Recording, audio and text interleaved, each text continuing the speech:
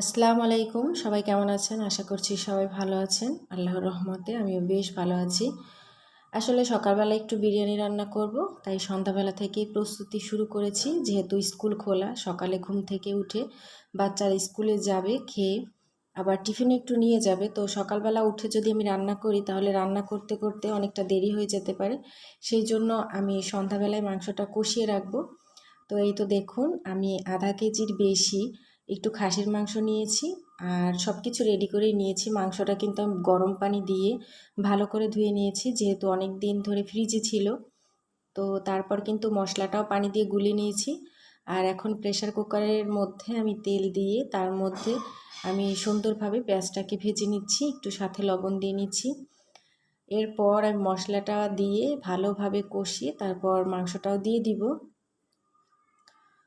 তো নতুন কোনো বন্ধু যদি আমার চ্যানেলে এসে থাকেন তাহলে বলবো ভিডিওটা দেখতে থাকুন। ভিডিও দেখতে দেখতে যদি ভিডিওর কোনো একটা অংশ আপনার কাছে ভালো লেগে যায় আর আপনার মনে হয় যে আমার ভিডিও আপনার দেখতে ভালো লাগে, তাহলে আমার চ্যানেলটা সাবস্ক্রাইব করে পাশে থাকা বেল আইকনের অল অপশনটা সিলেক্ট করে রাখতে পারেন। এতে করে আমি ভিডিও ছাড়া মাত্র নোটিফিকেশন আপনার কাছে পৌঁছে যাবে আর আপনি আপনার সময় সুযোগ বুঝে ভিডিওটা দেখে নিতে পারবেন।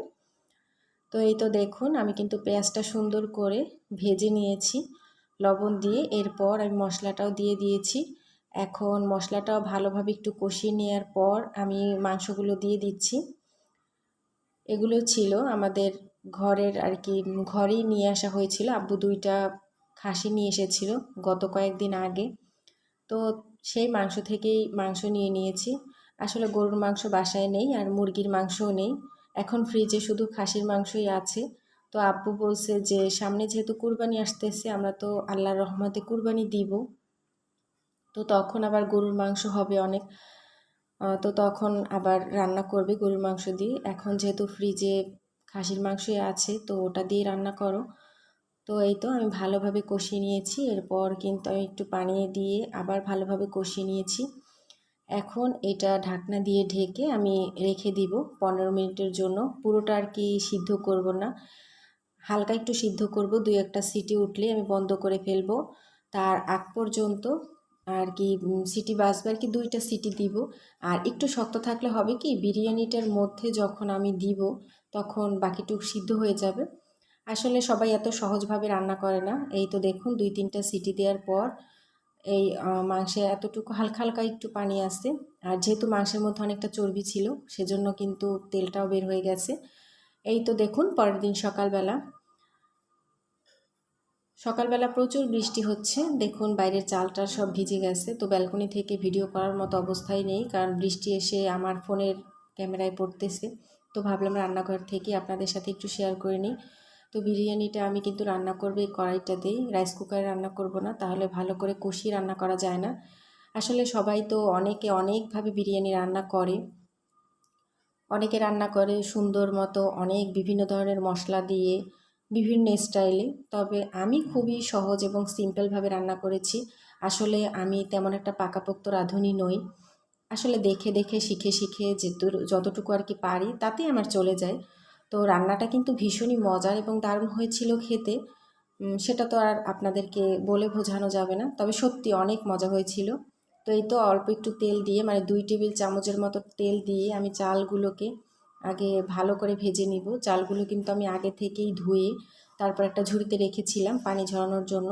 তো মশলা যেহেতু আমি 1 প্যাকেট বিরিয়ানি মশলার সবটুকু দেই নাই, অল্প একটু রেখে দিয়েছি। যেহেতু 1 কেজি মাংস না, ওখানে অল্প একটু মাংস, আর এখানে রাইস কুকারের পটের 5 পট আমি আর কি চাল নিয়েছি।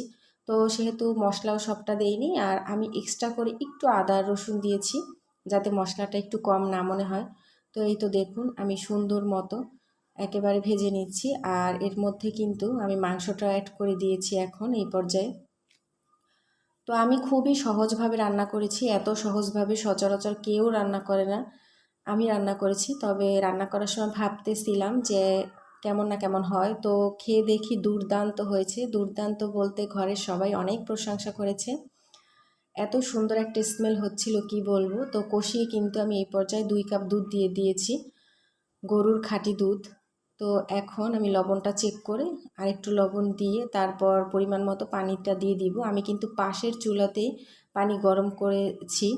এই তো পানিটা কিন্তু একদম ফুটিয়ে রেখেছি।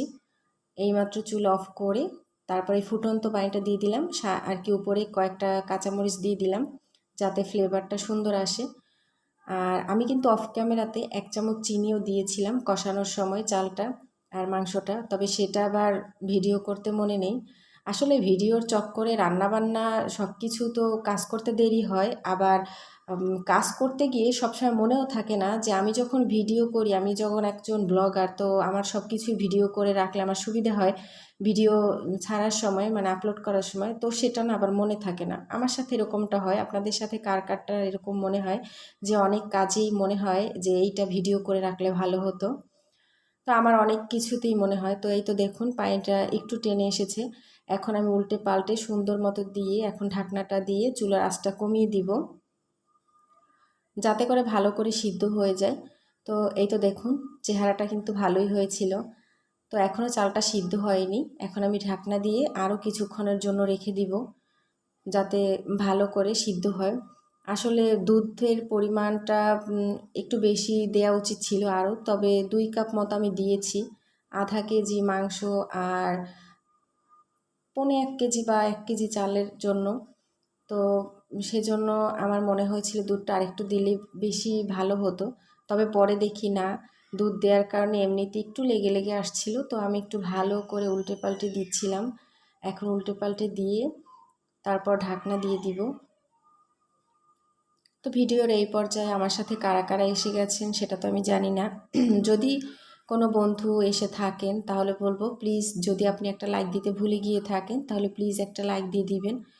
অনেক কষ্ট করে অনেক পরিশ্রমের পর একটা ভিডিও তৈরি করি আপনাদের একটা কমেন্টের জন্য, একটা লাইকের জন্য।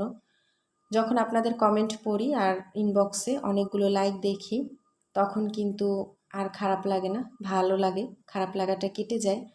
আসলে চেষ্টা করছি কিছু একটা করার জন্য। আসলে আমার তো তেমন কিছু করার নেই, আমি সামান্য একজন গৃহিণী, তাই না? আমি তো সারাক্ষণ বাসায় থাকি, বাচ্চাদেরকে নিয়ে সংসার সামলাই, তার উপরে আমাদের আবার যৌথ ফ্যামিলি। অন্য কিছু যে করব তারও কোনো উপায় নেই, তাই চাইছি ইউটিউব থেকেই কিছু একটা করতে। তো প্লিজ আপনারা সবাই একটু সাপোর্ট করবেন আমাকে, কারণ আপনাদের সাপোর্ট ভীষণ দরকার। এর মধ্যে কিন্তু কথা বলতে বলতে আমার বিরিয়ানি রান্না করাও প্রায় শেষ। দেখুন কি লোভনীয় হয়েছে দেখতে। ভালো লাগলে লাইক কমেন্ট শেয়ার করতে ভুলবেন না।